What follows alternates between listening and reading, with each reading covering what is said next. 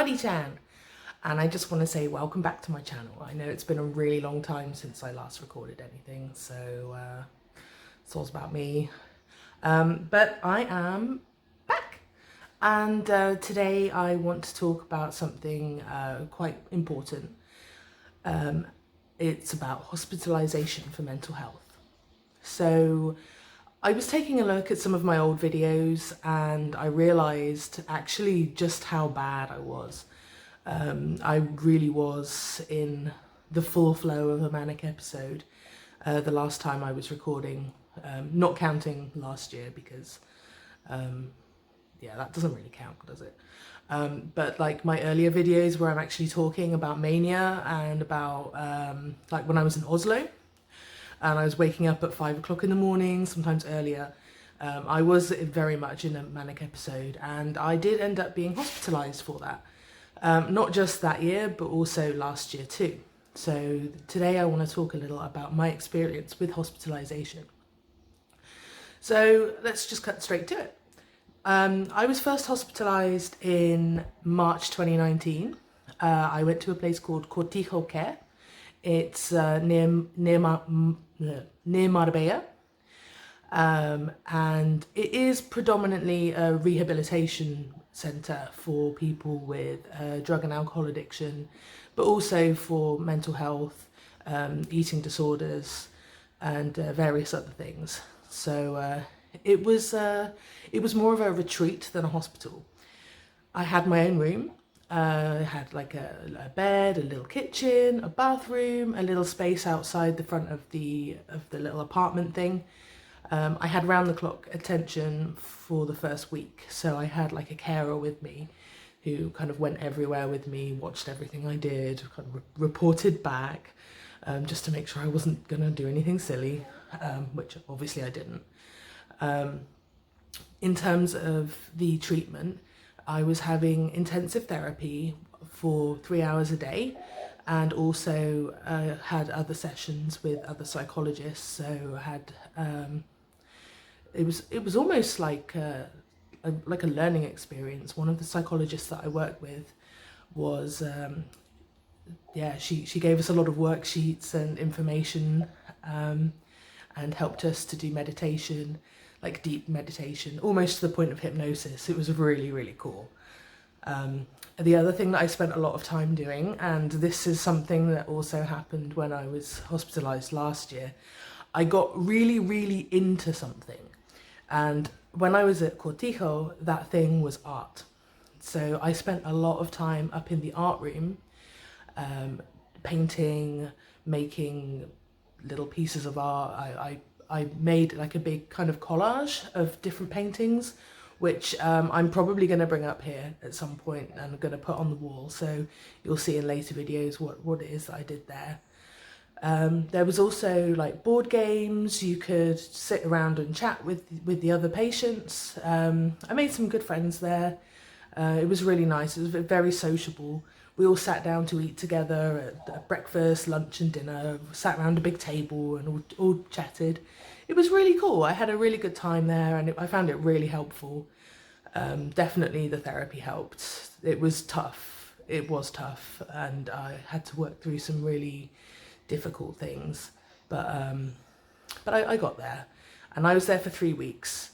And when I left, I was deemed kind of okay to go back into society, and yeah, I was so much better than when I went in. Yeah, it's a shame I can't actually show you the artwork that I did, but I'm sure it'll be in later videos. I'm sure I'm going to stick it up there, up on that wall. So yeah, that I suppose brings us to the second time I was hospitalised. That was in January 2020. I was hospitalised in a place called HC Marbella, which is more of a traditional hospital in that sense. I had a hospital room with a bathroom, a hospital bed that kind of went beep, beep, beep, beep. It was really cool.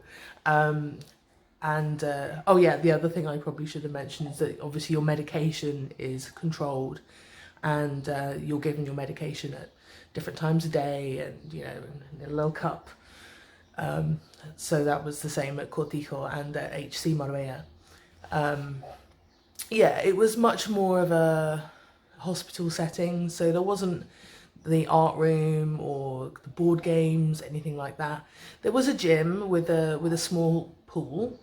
There were vending machines, so you could go get a coffee. I spent an awful lot of time drinking coffee. Probably not the best thing that I could have done.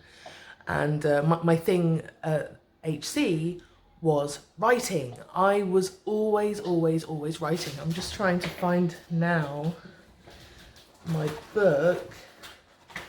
She says, I know it's around here somewhere. I've hidden it because it's like really embarrassing. I'm never gonna read it again. Never gonna read it again. But like, this was my, like, look at all this. Whoa, that's 3 weeks worth of mindless scrawling in my notebook at sometimes 5 o'clock in the morning, because yet again I was waking up super duper early. Yeah, so yeah, I became known as, oh yeah, that's Zoe, she writes, and she sits outside and in the freezing cold with her big pink floofy on and writes. So that's what I did there. But again, it was sort of intensive therapy. So sometimes for 3 hours a day. Sometimes I'd have a morning session and then an afternoon session. Sometimes it would be group session with some of the other patients, but most of the time it was one-on-one with a psychologist. I was there for 2 weeks, and then it became a little bit difficult to manage because I couldn't afford it, because I wasn't using insurance this time, and we actually had to pay for it, and we couldn't afford to pay for another week. So I ended up going to a different place. The name escapes me. It kind of says something. Yeah, I didn't have a good time there. It was very much a mental health ward for people with very serious problems, and I didn't have a good time there. I was there for 2 days. I probably could have stuck it out a bit longer, but I was just like, no, let me go back to HC, like I'll find a way. And yeah, it was pretty intense. Like, we weren't allowed knives. We had plastic cutlery at meal times, and we had like a fork and a spoon. We weren't allowed to have knives. Yeah, it's a bit like that. And yeah, like I didn't really do anything there. Like I didn't really even have any therapy. Maybe it's because I only stayed for 2 days. But I did wake up one morning to find someone peering in my window. And I also, on several occasions, opened the door to find people just kind of hanging outside my door. I didn't really appreciate that, I'm not gonna lie. It wasn't fun. So yeah, I didn't last very long there. I can't talk much about it because at the time it was very, very traumatic for me. And yeah, it was a bit much. So I ended up going back to HC for another week, thanks to some very generous people who helped pay for it, which I'm very grateful for. But yeah, that was last year, and since then I have been very stable. A lot has happened, which I'll talk about in later videos. Sorry, I'm just fussing a cat here. You can't see her. Oh, there she is. Yeah. So as I mentioned in my video last year, we sadly lost Winston in 2019. In July, he had FIP. Feline infectious peritonitis, and he sadly died. But we adopted 2 kittens from the street. You can see a little head here. This is Nanako. She's my little helper. So she's gonna knock everything off my desk, but she's super cute. She might stick her head up and so come and say hello, but she might not. You might just have to look at her ears. So yeah, I mean, that's kind of what I wanted to say about hospitalisation. I'm now in a much better place. I've been stable for over a year now, so no sign of any more hospitals for a while, thankfully. And Nanako, please. And yeah, like my medication is. I've been on the same medication now for nearly a year. I'm taking it properly, which is a good help. And yeah, I'm still having regular therapy, seeing my psychiatrist regularly, and I've been stable for a long time. So that's really good. And I'm hopefully going to be going back to work soon, because I've not been working for the last kind of year and a bit, due to various things, one of which is on the other end of this. And she's very quiet at the moment though. Yeah, so that's really all I wanted to say about hospitalisation. Apologies for my rather messy shaggy hair and giant pink floof. I did originally record this video yesterday afternoon, but I decided to re-record it because I was very, I don't know, I was still very nervous, I guess. Yeah, so that's me on hospitalisation. If you are worried about being hospitalised, or you're going to be hospitalised, I just want to kind of say it's nothing to be scared of. Yeah, okay, I did have the bad experience, but I think that was kind of my own making. Like, I wasn't prepared for it, and I think I could have been a bit more open-minded about it, but I wasn't.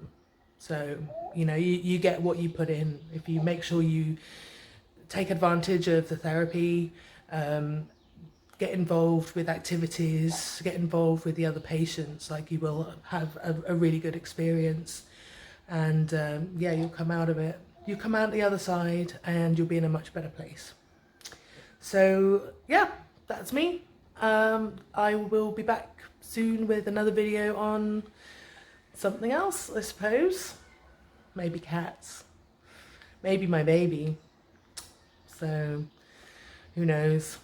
Anywho, thanks for listening, and if you have any questions, drop them in the comments below, and I'll reply, because I have nothing better to do. So okay, ciao for now.